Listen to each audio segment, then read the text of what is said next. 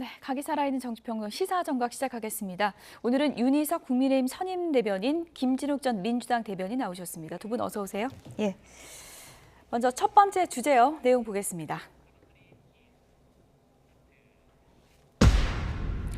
국민의힘 전당대회 날짜가 나왔습니다. 파리 올림픽 전에 합니다. 날짜가 7월 25일, 파리 올림픽 개막이 7월 26일이니까 뭐 전야제 같은 건가요? 어떻게 봐야 됩니까, 날짜를? 일단은 물리적으로 최대한 빨리 하려고 한 거고요. 예. 빨리 하려는 기준이 올림픽 전에 하겠다 예. 하다 보니 이제 7월 26일 파리 올림픽 개막일 바로 직전 날까지 저희가 기간을 이렇게 봐서 정할 수밖에 없었다. 그래서 7월 25일에 하는 것으로 잠정 결론이 났습니다. 예. 근데 그때가 좀 휴가철 아닙니까? 휴가철이죠. 예. 7말 8초가 이제 예. 휴가의 피크라고 볼 수 있는데 어쨌든 거길 또 넘어가면 올림픽 기간 중에 할 수는 없는 거고요. 예. 8월 11일까지입니다, 올림픽이. 예. 그러면 이제 거의 뭐 광복절 뭐 이쪽으로 넘어가는 건데 그때 되면 또 공교롭게도 민주당 전당대회가 있어요. 원래 맞춘다고 했었잖아요. 근데 맞추는 거의 의미도 그렇게 뭐 크게 맞는 것 같지도 예. 않고 저희 입장에서는 빨리 전당대회를 하기 위해서 비대위를 출범시켰다는 명분이 있기 때문에 조금이라도 빨리 하자는 차원에서 올림픽 이전에 하자, 거기에 중지를 모았다고 볼 수 있겠습니다. 8월까지 늦추는 건 안 된다라는 논란도 있었기 때문에 그걸 좀 의식했나 그런 생각도 드는데 7월 25일로 잡은 거 어떻게 보십니까? 뭐 지금 국민의힘에서는 아마 심사숙고 끝에 할 수 있는 최대한의 시간을 산정해 봤을 때 아마 7월 말 정도면 가능하다 이렇게 생각을 한 것 같아요. 근데 지금 4월 총선이 끝나고 나서 석 달 후에 이루어지는 이제 전당대회 아닙니까? 네. 그 사이에 당이 어떤 모습으로 변모했는가, 그 사이에 당이 새로운 미래 비전에 대한 어떤 그림을 제대로 그려냈는가 하는 부분에 보면 아직 거기까지는 안 된 것 같다. 지금 날짜는 나왔습니다만 이번 전당대회에서 지도 체제는 어떻게 할 것인지 예. 또는 이 전당대회에서 선출 룰을 어떻게 할 것인지 하는 부분도 아직까지도 확정이 다 제대로 안 돼 있단 말이죠. 예. 이런 모습 보면 역시 전당대회가 현재까지는 개문발차한 상태 아닌가라고 볼 수 있을 것 같고, 이렇게 되면 전당대회를 통해서 과연 국민의힘이 총선 참패 이후에 어떤 비전으로 당을 개혁해 나가겠다 하는 모습들을 제대로 보여줄 수 있을지는 아직까지 조금 더 지켜봐야 되지 않는가, 이런 상황이 됩니다. 게임의 룰이 정해져야 어떤 선수들이 나올지 알 수 있을 텐데 게임의 룰, 그러니까 민심과 당심 비율, 그건 어떻게 정하나요? 지금까지 나온 얘기를 들어보면 어제 예. 의총에서 4가지 의견이 나왔다고 합니다. 지금처럼 당원 10, 민심 0 이게 하나 있고요. 민심 8, 민심 2, 당심 8. 8대2. 예, 아니면 뭐 7대3, 7대3, 5대5 뭐 이런 5대5. 4가지 예. 안을 놓고 의원들의 의견을 묻는다. 그리고 의총 의원들이 또 이제 선거인단들의 어떤 의견을 온라인으로 물어봐서 뭐 정한다, 뭐 이런 얘기도 있습니다. 예. 그 여러 가지 의견을 받아서 지금 전당대회 룰 개정 특위가 예. 당원당규 개정 특위가 이 전당대회 관련한 이 룰을 정하겠다 하는 게 지금까지의 입장이죠. 예. 저희의 그 당원과 민심 반영 비율은 당원당규 개정 사항이기 때문에 당원당규 개정 특위에서 이것을 관장하는 건데, 중요한 것은 이제 그 문제도 있지만 지도 체제 문제 같은 것도 있기 때문에 네.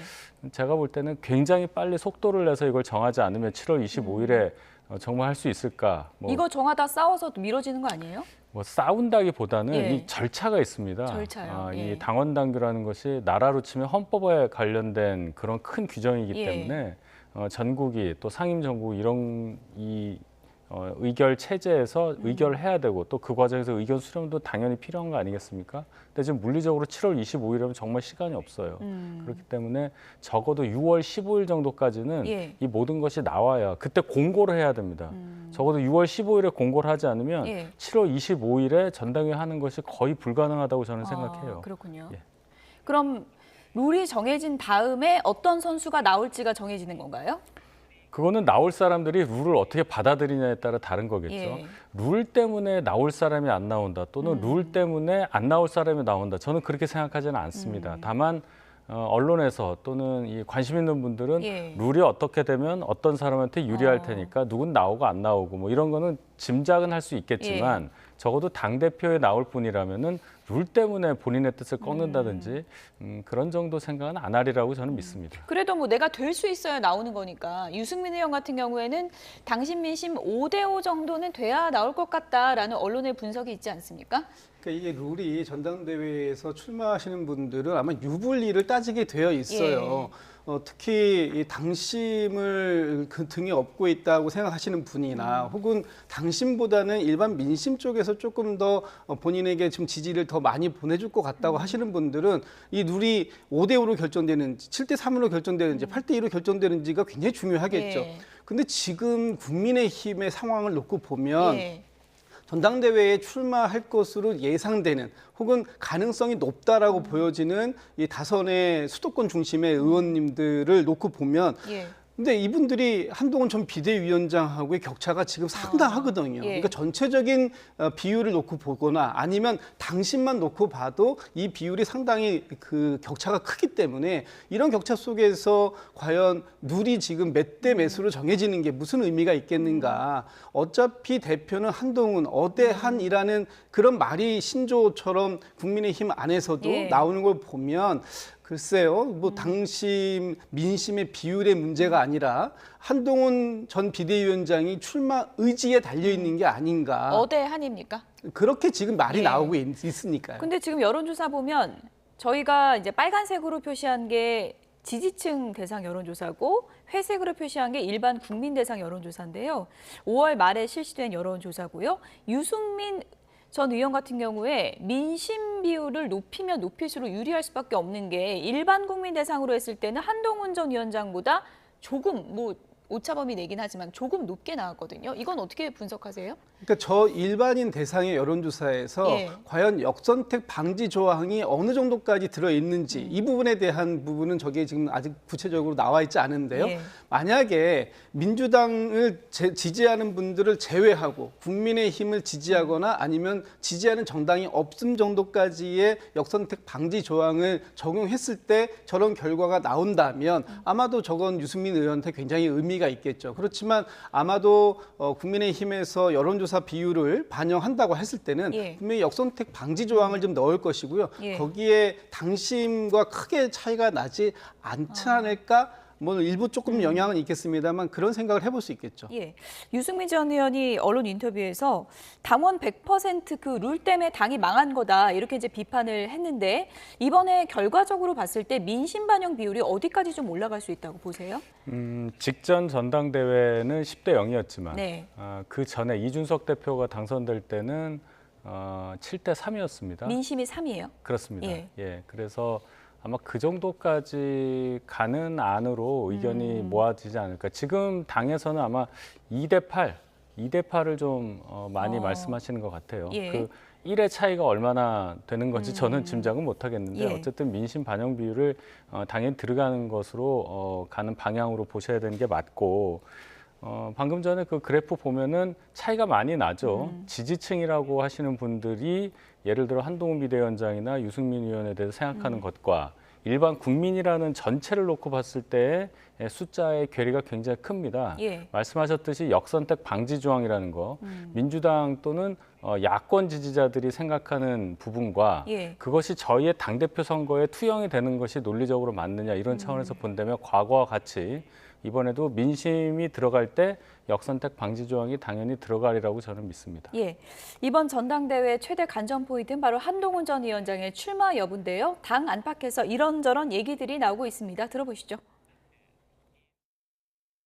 저는 할 말을 하는 사람이고 네. 그다음에 싸움도 할 줄 아는 사람이다. 정직한 이게 진짜 나라를 위해서 아니면 누구를 위해서 뭔가 해야 될 것 같다 그러면 네. 자기는 한대요. 뭐든지 그냥 되는 게 없기 때문에 자기는 그런 게 자신 있는 모양이에요. 한동훈이가 필요하면은 나라를 위해서 뭐를 위해서라도 자기 몸을 뭐 이렇게 던질 각오가 있다. 전 나름대로 그런 걸 느꼈어요. 국민의힘의 일원으로 생각한다라고 하면 출마하셔서 우리 당의 이 지지의 폭이 넓어지는 것은 좋은 일이다. 이렇게 생각을 합니다. 사실은 윤석열 대통령이나 한동훈 비대위원장은 저는 입술과 잇몸의 관계다. 예, 예. 순망치안이라고 부르지 않습니까? 그런 관계다 이런 생각을 합니다. 한동훈 위원장 입장에서도 큰 꿈이 있다라고 한다면 네. 윤석열 정부가 너무 실패하지 않고 기반을 닦을 수 있어야지 그것을 기반으로 해서 정권을 재창출할 수 있을 것이다. 이런 얘기를.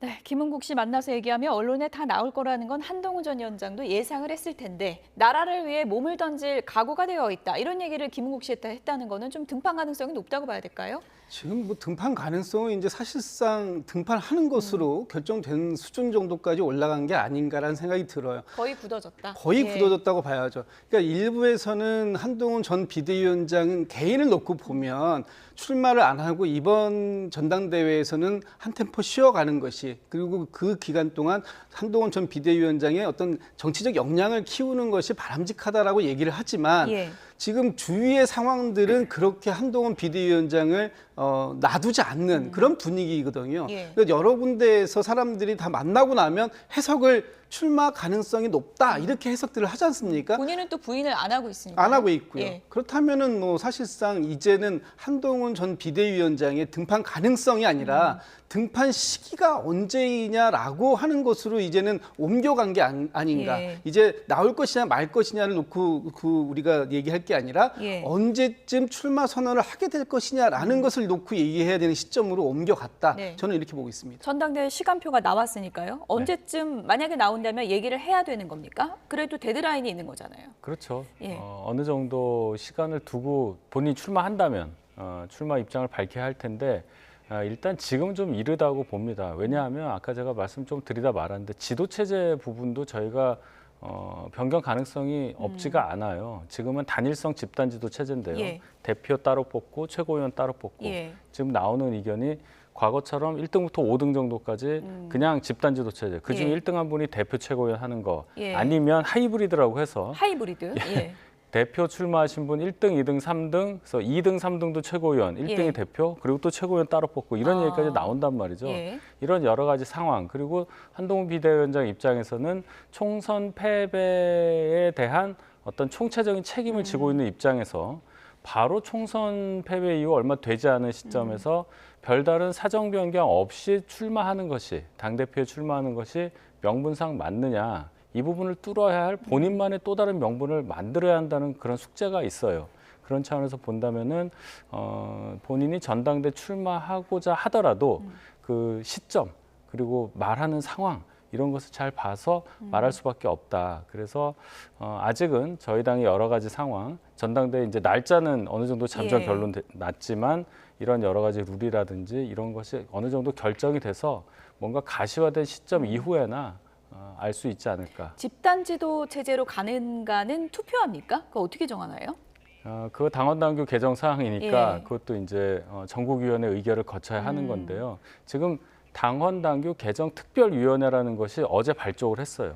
거기서 이제 여러 가지 안을 만들어서 예. 내겠죠. 그것이 전국위원회에서 통과가 되면 그것이 당의 룰로 확정이 되는 건데 그 과정에서 뭐 의원총회에 어떤 보고가 될 수도 있는 거고 비대위 차원에서의 의결 사항도 있는 거고 여러 가지 절차가 남아 있습니다. 많은 분들이 좀 이해를 돕기 위해서 집단지도 체제로 간다는 거는 당대표 후보 중에 1등이 당대표가 되고 2등, 3등, 4등이 최고위원이 되는 거잖아요. 그럼 만약에 시나리오로 유승민 전 의원, 나경원 의원, 안철수 의원 다 나오면 한동훈 전 위원장이 만약에 대표가 된다고 하면 최고위원이 안철수, 나경원, 유승민 이런 식으로도 될 수 있다는 거네요. 그것이 집단 지도 예. 체제입니다. 그런데 그 문제는 예. 집단 지도 체제로 갔을 때 당의 여러 의견들을 다 지도부가 수용한다라는 측면에서는 긍정적인데 예. 또 반대로 얘기하면은 다양한 목소리들 때문에 하나의 큰 집단적인 힘이 나오기 어렵다. 그러니까 뭔가 대표가 중심을 잡고 대표의 의견을 관철시키기가 굉장히 어려운 지경에 갈 수도 있다라는 그런 단점도 같이 이제 내포되어 있기 때문에 아마 국민의힘에서는 지금 지도 체제를 집단 지도 체제로 갈 건지 아니면 지금처럼 단일 지도 체제에서 대표 한 사람을 선출하는 방식으로 갈 건지에 대한 고민이 조금 더 깊어질 것 같습니다. 김민수 전 의원은 윤석열 대통령과 한동훈 전 위원장을 순망치안이라고 이제 비유를 했는데 한동훈 전 위원장이 지금 윤석열 대통령과 뭐 껄끄럽다 이렇게 알려져 있는 상황이잖아요. 그 부분을 뭐 오해인지 아닌지 모르겠지만 좀 풀고 나올 필요가 있다고 보십니까? 그러니까 그걸 푸는 가장 첫 번째로 보여주기 제일 좋은 퍼포먼스가 윤석열 대통령과의 오찬 아니겠습니까? 윤석열 대통령이 지금 오찬을 하자라고 얘기한 게 2달이 넘었고 또 그 당시에 건강상의 이유로 거절했던 거 상태였는데 지금 한동훈 위원장의 활동을 보면 요즘 활동을 보면 건강은 이미 다 회복이 된 것 같아요. 예. 그럼에도 불구하고 대통령과의 자리를 만들고 있지 않은 거 이것은 아마 한동훈 전 비대위원장이 대통령과의 관계 설정을 예. 어떻게 하겠다라는 고민이 끝나지 않았다라는 것으로 일반적으로 해석할 수 있을 것 같고요. 그 관계 속에서 대통령과 순망치한의 관계로 정말 가겠다라고 한다면 아마 전당대회 출마 전에 이런 오찬의 자리든지 이런 걸 만들겠죠. 그러나 지금 상황에서 보면 한동훈 전 비대위원장은 반윤까지는 아니더라도 예. 최소한 앞으로 비윤의 어떤 포지션은 가지고 가야 이번 전당대회 이후에 차기 대권까지의 가능성을 예. 볼 수 있기 때문에 그런 자리가 쉽게 만들어질지 그거는 조금 더 지켜봐야 될 것 같습니다. 김은국 씨도 만나고 다 만나는데 누가 움직이지 않는 거예요, 지금? 대통령과의 만남 예. 말씀하신 겁니까? 글쎄요. 근데 제가 볼 땐 이렇습니다. 대통령과 이 개인적 관계로 만나는 거를 얘기한다면 제가 여러 가지 말씀을 드릴 수 있지만 예. 대통령이 지금 한동훈 비대위원장 신분과 이런 것을 볼 때는 이렇게 공개적으로 만난다는 게 좀 맞지가 않다고 봅니다. 지금 한동훈 비대위원장은 전직 비대위원장이고 아무런 공직도 없고 예. 그냥 당원입니다.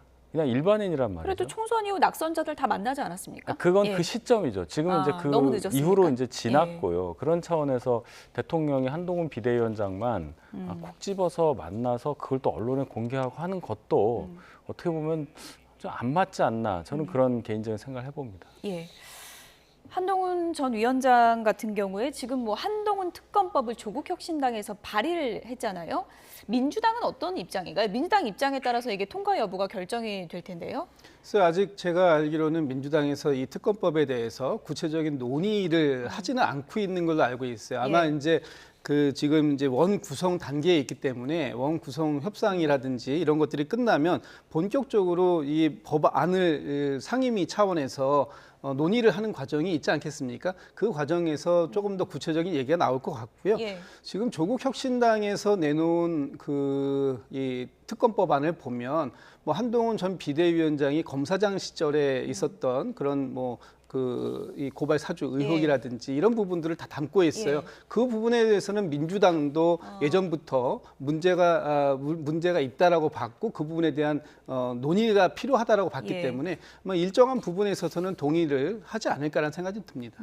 박은정 조국혁신당 의원이 이런 얘기를 했습니다. 의외로 여러 가지 시나리오들이 있는데 윤 대통령이 의외의 반응을 보일 수 있다. 그러니까 이게 만약에 국회 통과하면 거부권 행사 안 하고 그냥 오케이 뭐 이렇게 할 수 있다. 이런 뜻인데요. 어떻게 보십니까? 그러니까 조국혁신당에서 1호 법안으로 낸 저 특별법이 얼마나 정약적이냐 그런 것을 보여주는 얘기죠. 그거 바라고 좀 낸 거 아니겠습니까?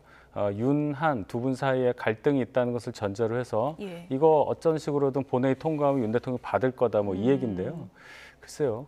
이 특별법이라는 것의 무게를 생각할 때 또 국회 통과한 법률이 갖는 여러 가지 의미를 생각할 때 이런 생각을 가지고 저걸 1호 법안이라고 내는 저 두 분의 장면을 볼 때 씁쓸하다는 말씀을 꼭 드리고 싶습니다. 씁쓸하긴 한데 이제 현실이 되면 이제 선택을 하게 될 텐데 가능성은 어떻게 보십니까? 저는 일단 민주당에서 저 특검법안을 통과시키는 부분에 대해서 찬성할 리가 없다고 생각해요. 예. 가뜩이나 특검 여러 개를 통과시키려고 한다는 것에 대해서 비난을 받고 있는 민주당이 저것까지 얹어가지고 할 리가 예. 있겠습니까? 민주당을 믿는다. 그렇게 믿는 건 아니고요. 정리하겠습니다. 예. 정치권에서 때 아닌 석유 논쟁이 지금 벌어지고 있습니다. 윤석열 대통령이 동해에서 석유가 나올 가능성이 있다라고 발표하면서 관련 얘기들이 뜨거운데요. 어떤 얘기들이 있는지 들어보시죠. 민주당이 원하는 25만 원 지원금 줄 것인가 아니면 산업에 투자할 것인가 뭐 이런 여러 가지 질문 앞에 우리가 빠지니까 물론 이제 떡줄처럼 생각도 하는데 김치국부터 마시면 안 된다는 건 분명하지만 네. 그게 현실이 됐을 때 우왕좌왕하면 안 된다. 그래서 이거는 잘 준비를 해주고 네. 또 거기 아니고 딴 데서도 발생할 수 있지 않습니까? 네, 뭐 그렇게 되면 좋은 거죠. 하나님 우리나라 복 주시는 거죠. 이번에도 좀 급했지 않는가. 예. 그래도 대통령이 발표했으니까 어떤 근거를 가지고 하셨을 테니까 꼭 석유야, 가스야 좀 나와라 나와. 만약에 안 나오면 어떻게 되는 건가요? 한 자리 숫자로 떨어질 것 같아요. 아. 그래도 대한민국 대통령이면 좀 당당하고 좀 채통이 있어야지. 그게 뭐예요 도대체. 그래서 나는 야 진짜 석유야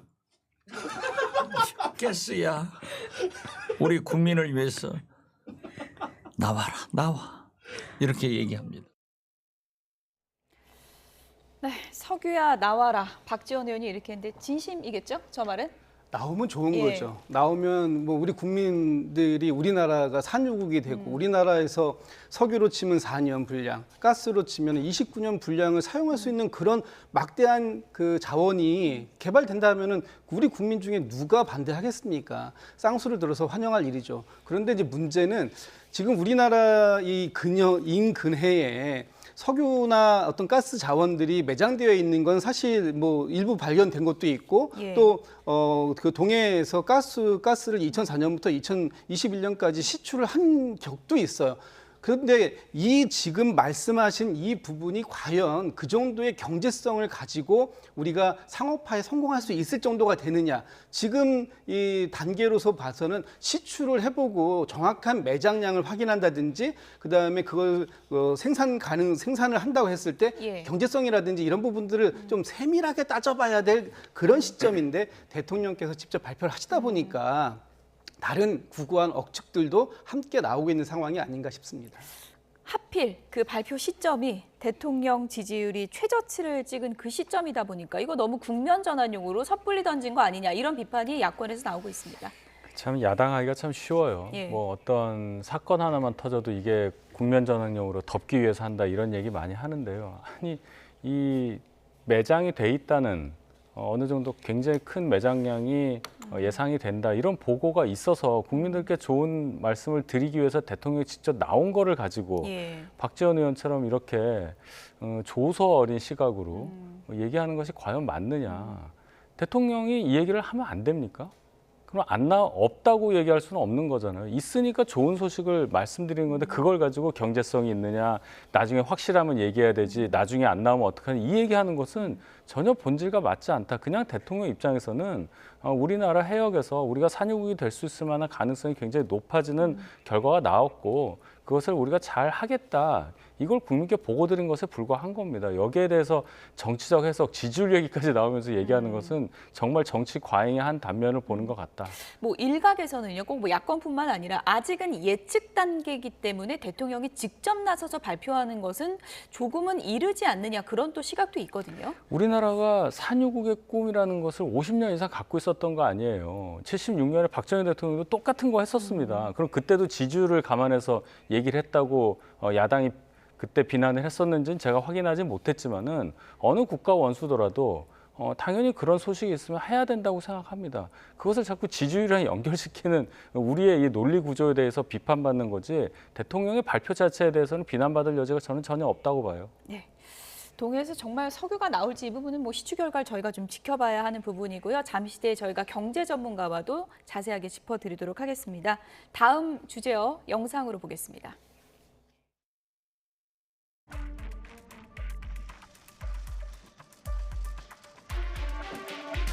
어제 검찰 인사 있었는데 총장님과 충분히 사전을 거친 게 맞습니까?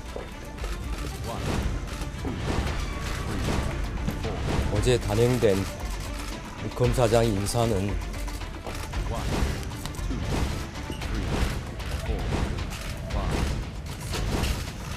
제가 이에 대해서 더 말씀드리지 않겠습니다. 김 여사 수사 방침에 한 제동이 걸린 건 아니냐는 우려가 있는데요. 인사는 인사이고 수사는 수사입니다.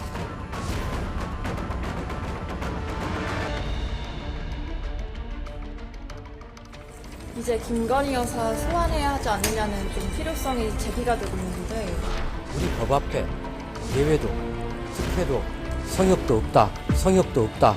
그런 원칙과 기준을 우리가 견지해야 한다는 것을 늘 강조하고 있고 최근 잇따르는 사법방해에 굴하지 않고 검찰이 정도를 걷기를 바란다고 당부했습니다.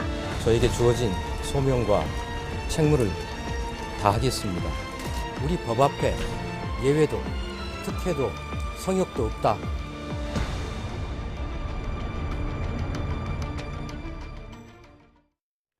네, 이제 임기가 몇 달 안 남았습니다. 법 앞에 성역도 없다. 이 짧지만 무거운 멘트를 두고 일부 언론에서는 김건희 여사 소환을 시사한 것이다. 이렇게 해석도 하더라고요. 어떻게 보십니까? 그 원칙적인 말씀을 하신 거라고 봅니다. 이원석 검찰총장이 지난번에도 그렇고 이번에도 그렇고 사실 원칙적인 얘기를 한 거예요. 근데 이 원칙적인 얘기임에도 불구하고 해석이 좀 달리 나오는 건 이제 결과가 어떻게 나올 거냐에 따라서 달라지겠죠. 그러니까 수사는 입으로 하는 게 아니고 결과로 보여줘야 되는 것이 아니겠습니까? 그렇다면 지금 수사팀을 요번에 유임시켰잖아요. 예.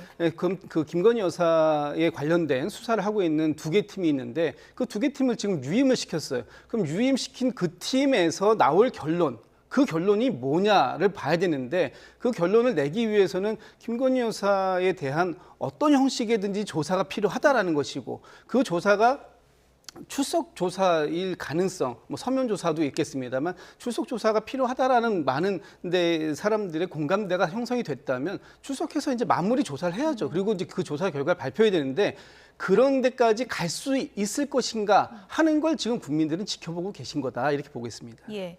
명품백 수사하는 그 부장검사에게 대면 보고를 받았다는 보도가 나왔거든요. 검찰총장이 일선 부장검사의 대면 보고를 직접 받는 건 상당히 좀 이례적이라는 해석이고요. 이 부분은 어떻게 보십니까? 어느 정도 이원석 총장이 지금 우리가 얘기하는 것처럼 김건희 여사에 대한 수사, 직접 수사에 대한 어떤 필요성을 많이 인식하고 있다고 저는 봅니다. 말씀하셨듯이 그것이 실행되느냐 여부를 국민들께서 지켜보신다고 하는데 예. 많은 분들이 뭐 예상은 하시겠지만 여러 가지 정치적인 것들이 얽혀 있는 건데 이원석 총장이 이런 말을 했어요. 정치적인 선에서 해결이 안 되니까 본인이 나설 수밖에 없는 상황이다라는 말까지 한 것으로 보도된 것을 봤기 때문에 이원석 총장 체제 하에서 이제 9월까지잖아요. 아마도 김건희 여사에 대한 직접 조사라든지 이런 식의 수사가 이루어질 가능성이 상당히 높아 보인다. 개인적으로 그런 생각이 듭니다. 예. 내 임기 안에 털고 가겠다고 했고 최재형 목사, 명품백 건넨 최재형 목사에 대해서는 지금 2차례 조사가 또 이루어진 상황이고 관련 내용, 뭐 카톡 같은 것을 제출한 것으로 알려져 있잖아요. 그럼 이제 수사는 김건희 여사 쪽으로 거의 근접했다 이렇게 보십니까?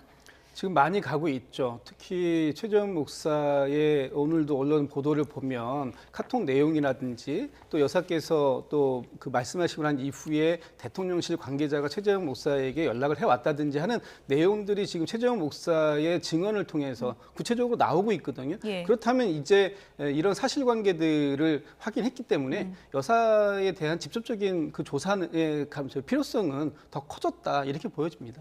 어제 이원석 총장이 민주당의 특검 발의에 대해서 강한 어조로 반박을 했는데요. 민주당이 대북 송금 검찰 조작 특검법을 발의했죠. 이에 대한 총장의 입장 들어보시죠. 이화영 부지사의 판결 재판 말미에는 심지어 이화영 부지사의 변호인이 이화영의 유죄는 이재명 대표의 유죄를 강력히 추정한다는 그런 주장까지 한 바 있습니다. 이러한 상황에서 수사 대상자인 이화영 부지사와 민주당 측에서 특검법안을 발의해서 검찰을 상대로 수사한다고 하는 것은 그 뜻과 목적과 의도가 어떠한 것인지 국민 여러분들께서 아실 수 있으리라고 봅니다. 검찰은 이러한 특검은 검찰에 대한 겁박이자 사법부에 대한 압력이라고, 그래서 이러한 특검은 사법방해 특검이라고 판단하고 있습니다.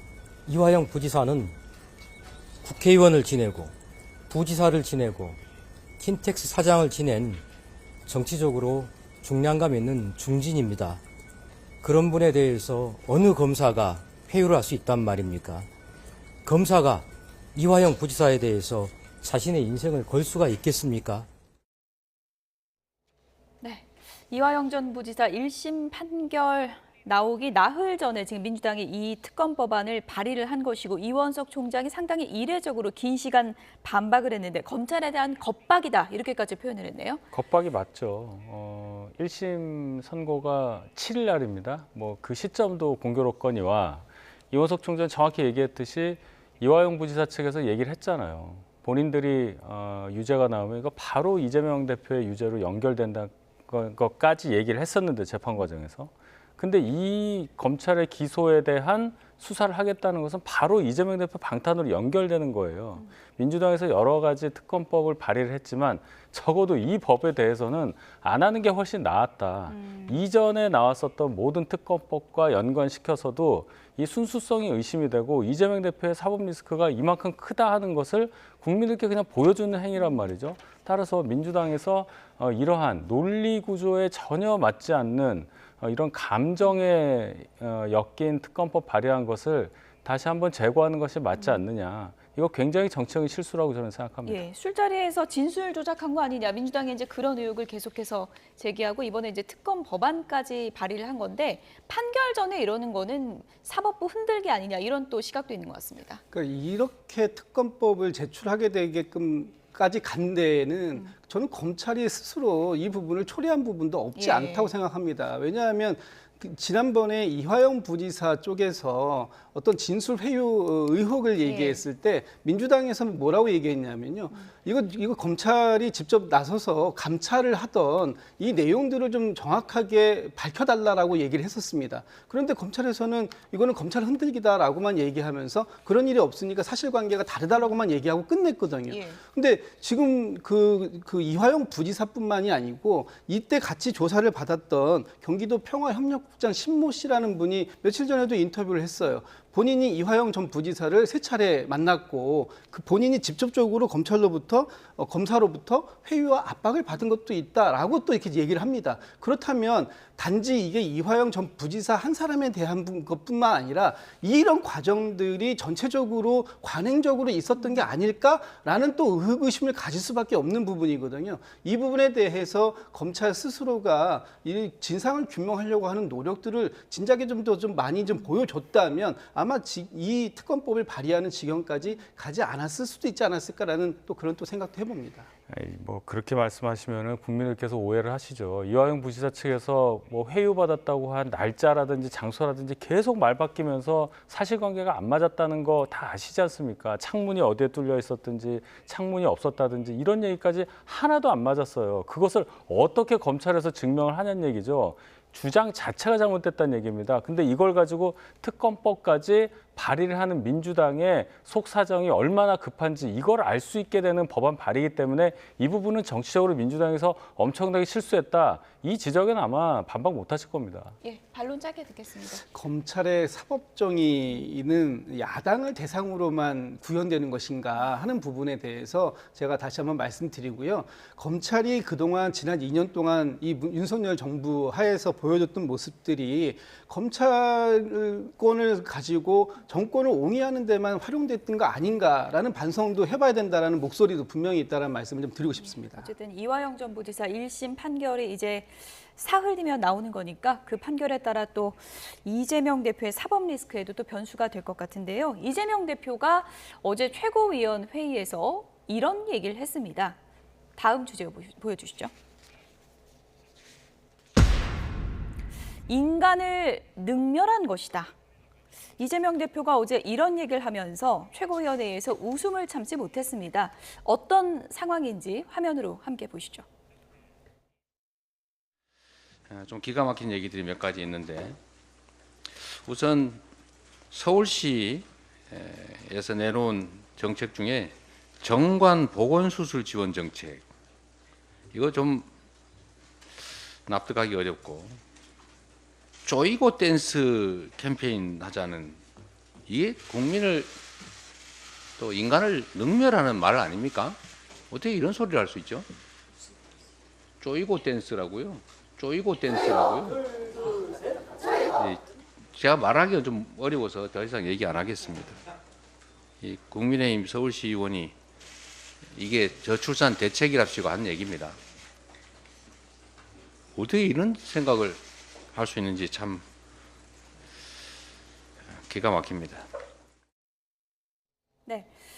저출산 대책에 대해서 이재명 대표가 기가 막히다, 이거 서울시 의원이 한 거라는데 이게 연관성이 있느냐 이런 얘기거든요. 어떻게 보십니까?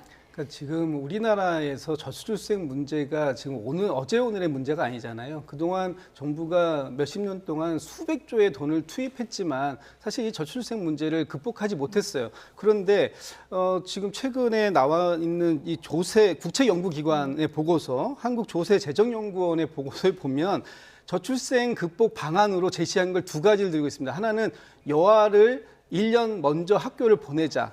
그리고 국가가 만남을 주선하는 방안을 갖자. 근데 이게 저출생 그 대책으로 지금 제시가 되고 있거든요. 예. 과연 그 사람을, 특히 여성을 무슨 그 아이를 낳는 도구로 생각하는 것이 아닌가라는 여성계의 비판의 목소리가 나올 수밖에 없는 문제고, 지금 영상도 나오고 있습니다만 어떤 저런 그 운동이 예. 스포츠의 목적이 아니라 저것이 저출생 대책이라고 얘기하니 그것이 상당히 기가 막히다, 이렇게 얘기할 수밖에 없는 상황이었다, 이렇게 예. 말씀드리겠습니다. 뭐가 논란인지 영상을 좀 크게 보여주시면 좋을 것 같은데요.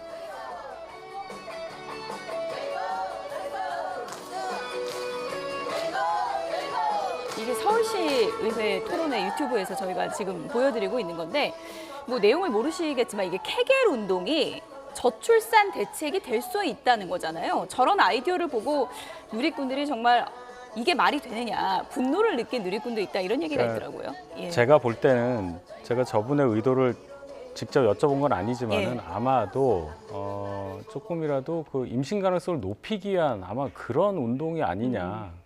뭐 그런 정도로 해석이 돼요. 그럼 그것이 저출생 대책과 바로 연결이 되냐? 우리가 생각하는 저출생 대책이라는 것은 아이를 정말 낳아서 잘 키울 수 있는 환경을 만드는 뭐 그런 쪽에 더 천착해야 된다는 지점에서 저런 어떤 동작을 보면 안 맞다 이런 생각하실 수가 있겠어요. 예. 그러나 생각의 그 근원은 조금이라도 출생률을 높이자는 차원에서 얘기한 거니까. 의도는 좋다. 예, 의도에 대해서는 그런데 예. 지금 저렇게 희화화될 수밖에 없는 영상이 뜨니까 예. 정치권에서 특히 이제 이재명 대표는 인간을 뭐 능멸한다고까지 얘기를 하는데, 능멸이라는 단어를 쓰기에는 너무 과하고요. 예. 능멸이라는 단어는 이재명 대표께서 잘 아시라고 봅니다.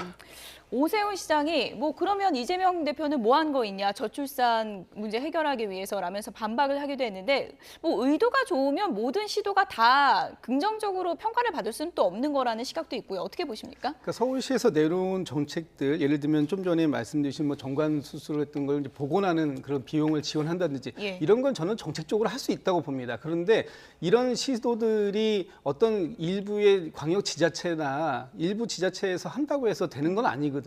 물론 약간의 효과는 있을 수 있어요. 그렇지만 작은 효과라도 해보자라는 취지는 동감을 하지만 이것을 어떤 운동 차원에서 전국적으로 확산시킬 수 있는 그런 상황은 아닐 것이다. 네. 그렇다면 이번에 뭐 정부가 지금 저출생 부도 만들고 또 대통령실에다가 또 저출생 또 관련하는 또 수석도 새롭게 만든다고 하지 않습니까?